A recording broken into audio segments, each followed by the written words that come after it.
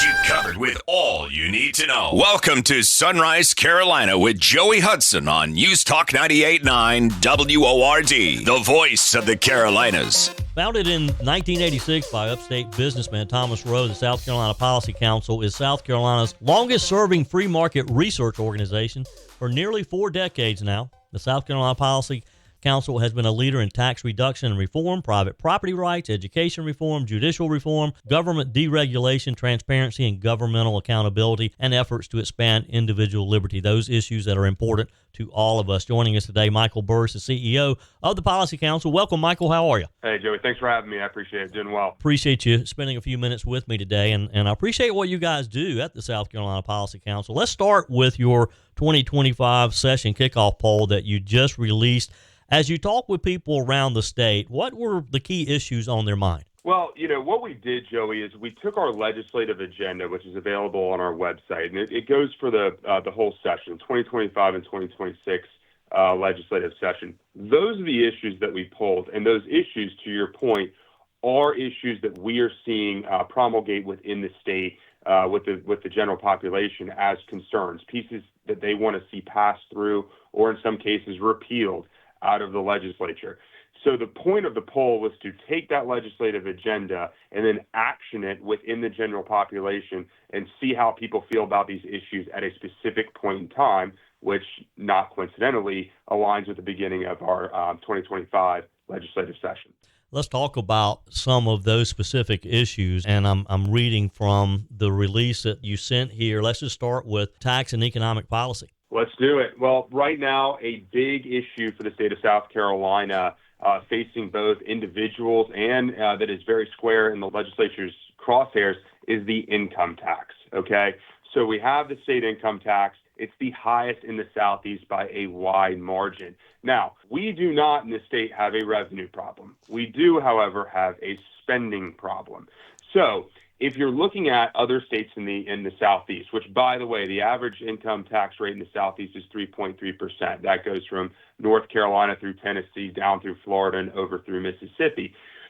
South Carolina stands out at 6.2% right now. I believe the next competitive state is in the mid-4s. So we are proposing, the South Carolina Policy Council proposes at least a drastic reduction in the state income tax or its complete elimination. What does that do? Well, obviously, it keeps money in the pockets of taxpayers to use as they see fit. It makes a more competitive business environment, and it kind of backhandedly forces the legislature to do something that we're seeing going on at rapid speed at the federal level, which is cutting spending. And so that is really, I come from private equity, right? I just started at the Policy Council out of passion. But when you're in a business, you're looking at your revenue streams. You're looking at your expenses. Then you have your fixed costs, your taxes and insurance at the bottom, and then you're driving the NOI, right? Well, it's no different, really, in government. We need to look at our revenue position, which is strong. Everyone loves to talk about the surpluses and rainy day funds that we have. We really need to focus on the expenses. And if we can cut back some of those silly expenses and then decrease our revenue and parity, we're going to achieve a very stable South Carolina that is able to be attractive for individuals and businesses alike and keep money in our own pockets where it belongs. Yeah. And so we see in our responses to this, 75% of respondents say they strongly or somewhat agree in reducing or eliminating the state income tax. Joining me today, Michael Burris, CEO of the South Carolina Policy Council. You talk about some of those expenses. Are there specific areas that you guys would like to see the legislature cut expenses? Well, I think just getting into general earmarks is where you need to start, right? So look at what's going on at DOGE right now. We're seeing all this stuff come out at USAID, $3 million to understand how a shrimp runs on a treadmill, okay? Yeah. We spent $1 million in South Carolina standing up a podcast last year. So let's start with the low-hanging fruit, things that really don't fall into the function of government. And if we can get some of that taken care of, which is a substantial amount, then we can look at things like state agencies. Now, when we talk about state agencies, by law, in the state of South Carolina, we have zero-based budgeting, right? So a agency is supposed to come before the legislature and say, here's what I spent last year, and here's what I'm asking for this year, right? Yeah. That doesn't happen. They're simply coming up and saying, this is what I need this year for these programs without taking into account what they spent last year. That's a problem. We need to follow state laws to zero-based budgeting, Joey, and that's going to help us and help the legislature really understand where some of this current funding is going and whether or not it's relative or needed in that agency. Yeah. I tell you, one of the most exciting things out of Washington these past couple of weeks, and it's hard to believe that Donald Trump was just inaugurated on the 20th of January, but DOGE and some of the things that they're bringing to our attention, we all knew they were there, but when you see it in black and white, it's just another. Do we need a South Carolina version of DOGE? Well, it's funny you mentioned that. That is, I'm not going to tip my hand too hard right now because I don't want to get out of turn, but that is something that is on the table. And we're really excited to be a part of that if it comes to fruition. I think the demand from the public is certainly there. We look at what's going on with USAID, how it intertwined with Politico and BBC. We look at some of these insane expenditures. Why wouldn't we take the momentum from the federal level and bring that down into one of the reddest states in the nation that overwhelmingly voted for this administration and use that example in our own state? To me, it makes perfect sense. Yeah. Michael Burris is with me today from the South Carolina Policy Council. You can see the good work that this group is doing at scpolicycouncil.org, scpolicycouncil.org, and see the issue, see a copy of their legislative agenda here. All right, so Michael, can I get a commitment from you right here that when you're ready to make the announcement that you're going to first talk with us here on Sunrise Carolina about it? We will give you a shout as soon as we have more to say. Joey, I'll tell you this. I'm a loyal guy. We put out a press release yesterday saying we were releasing this big poll. This poll cost us $15,000, by the way. This is not some backwoods, finger in the wind thing. And you responded to us quickly, so you're in the Policy Council's good graces, sir. All right. Well, that's what I want to hear. All right, so let's hit on some of the other. Let's talk about education. Where are you guys headed with this issue? Oh man, well let's start with what happened last week in the Senate. Last week in the Senate, our Education Savings Account program was passed. Okay, that's good news. We view this as a very small step towards universal school choice, right? Now, we all know, if you follow the news, that last year the state Supreme Court ixnayed the Education Savings Account. We have a new kind of court this year. The legislature has to kind of draw this back up. We understand it's sort of procedural. We at the Policy Council and emphatically through our poll, there is great support for not only the ESAs, but to advance to a universal school choice position within the state. Tennessee did it last week. It is the law of the land in Tennessee.